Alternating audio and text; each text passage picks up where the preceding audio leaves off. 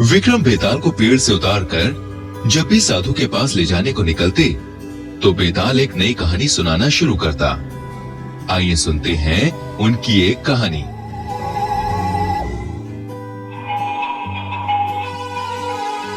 पति कौन हुआ।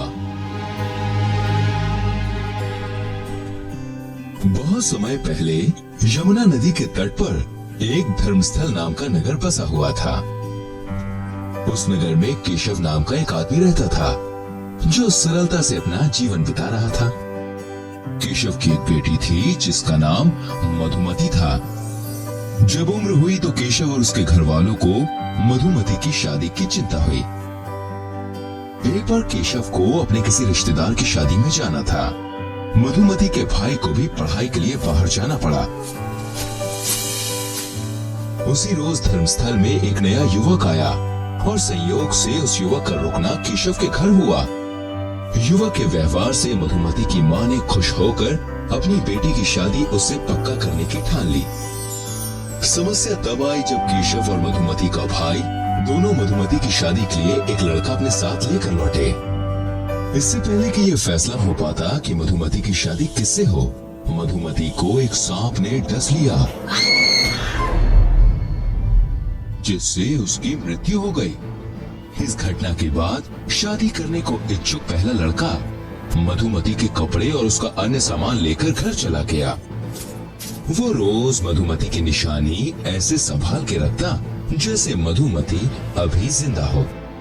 जिस जगह मधुमती ने प्राण छोड़े थे, शादी के लिए तैयार दूसरे लड़के ने उसी जगह घर बना लिया और ऐसे रहने लगा जैसे मधुमती के साथ ही जीवन बिता रहा हो अपना। और तीसरा लड़का साधु बनके नगर और गांव में घूमने लगा। घूमते घूमते एक बार साधु एक नगर में पहुंचा जहां एक व्यक्ति ने उसे रात के खाने पर निमंत्रित किया। साधु रात में खाना खाने सज्जन के घर पहुंचा। दुर्भाग्य से खाने पर निमंत्रण देने वाले व्यक्ति के बालक को सांप ने डस लिया जिससे बालक की मृत्यु हो गई। किंतु वो सज्जन एक संजीवनी विद्या जानते थे जिसका इस्तेमाल करके उन्होंने अपने बालक में फिर से प्राण फूंक दिए। साधु ये देखकर काफी खुश हुआ। सज्जन ने साधु को भी इस विद्या का इस्तेमाल करना सिखाया जिसे सीखकर साधु खुशी खुशी मधुमती को जीवित करने वापस लौट आया। वापस आकर साधु ने बाकी दोनों लड़कों को भी बुलाया और उनके सामने संजीवनी विद्या का इस्तेमाल करके मधुमती को फिर से जीवित कर दिया। मधुमती के जिंदा होते ही फिर ये प्रश्न उठा कि मधुमती के विवाह के लिए तीनों में से सबसे योग्य युवक कौन है। कहानी यहीं खत्म करके बेताल ने पूछा, आपको क्या लगता है विक्रम कि मधुमती की शादी किससे होनी चाहिए।